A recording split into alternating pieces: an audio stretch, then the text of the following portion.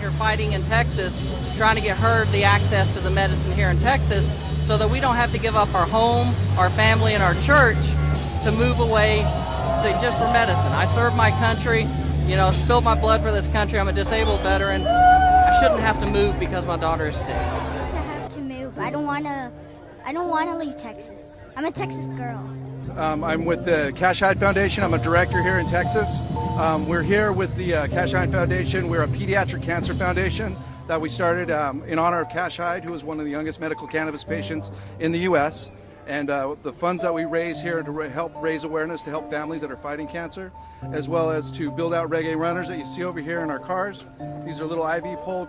We customize these with IV poles, the little Tykes cars that we donate to children's hospitals all over the country. But the real point of being here is to help raise awareness. Sometimes children don't have the voice, and if there's medical efficacy in this medicine, it's already been proven to be a safe and effective medicine.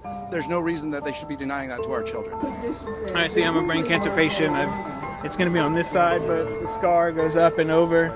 And I have radiation, which is what took out the hair, pretty much just killed all the follicles.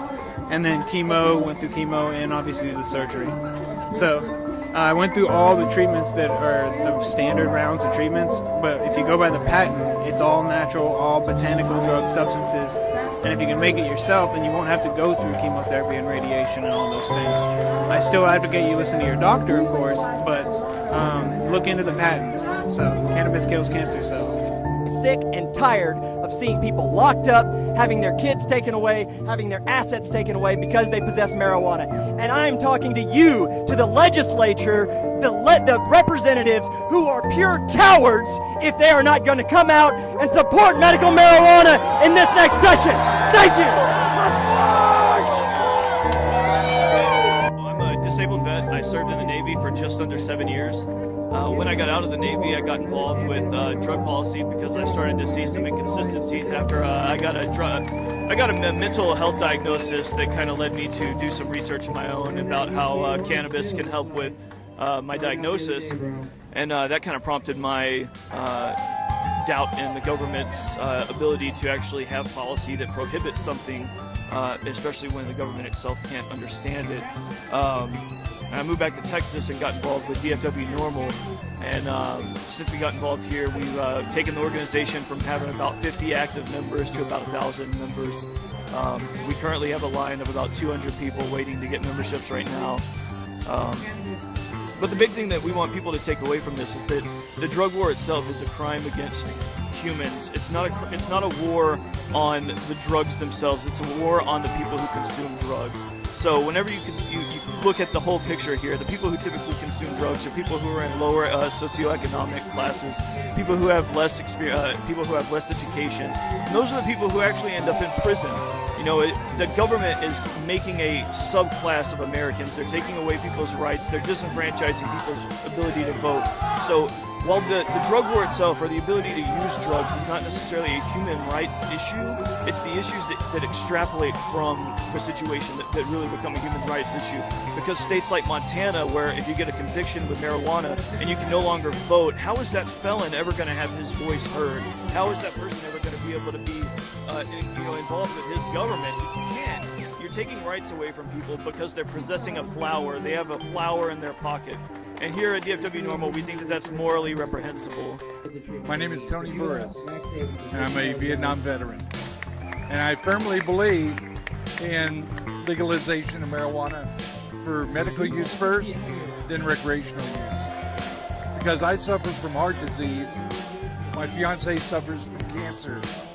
Medical usage of marijuana is needed in Texas. How does it feel to smoke? Dude, it just makes your day better. It mellows you out. And now that we can smoke out in the open, it just makes everything better.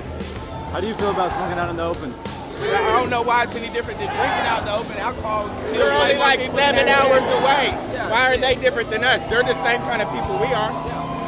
Thousands of deaths a year from alcohol, from drunk driving accidents, and we can't smoke pot? It's responsible. No hangovers. What's up with that? Save our kidneys, save our livers. We're killing it with alcohol. Smoke something, do something responsible. Just do it. It's a solution. right now because there's too many people dying, little kids, older people, from the lack of marijuana. We could go to Colorado right now and cure her cancer for nothing. If I have to do it here in Texas, it costs $3,500 a month for medicine made from marijuana. But the minute I cross the state line, I'd get arrested. Medication, baby. So that's why I'm trying to do it. PTSD, Vietnam veterans, all veterans suffer from it. I suffer from it. I suffer from Agent Orange. I suffer from a lot of stuff that marijuana would help cure. But I'm so afraid of doing it openly because of the stigma. Because I was a teacher, and I was a teacher for a number of years, but I don't teach now. And a lot of it is because of the environment today. Just they want younger teachers. And I think because of my background, that's hurting me. I've had a spinal cord injury, that's why I have this dog. And so I take all kinds of drugs sometimes that aren't very nice drugs that make me sicker than, I'm better off without them. But marijuana is very helpful, and there ain't no reason why I can buy all that other stuff that just makes me sick when I can't do this. I mean, stupid. Stupid for all the people, Probably a couple thousand people here with DFWNorml for the 2014 March. As you can see, we're here in Dealey Plaza where JFK was assassinated. So we're here to make history again. I'm all for it, obviously. I work for DFWNorml. We do it as a cause just to help the state of Texas, and we're going to do everything we can to change for everybody.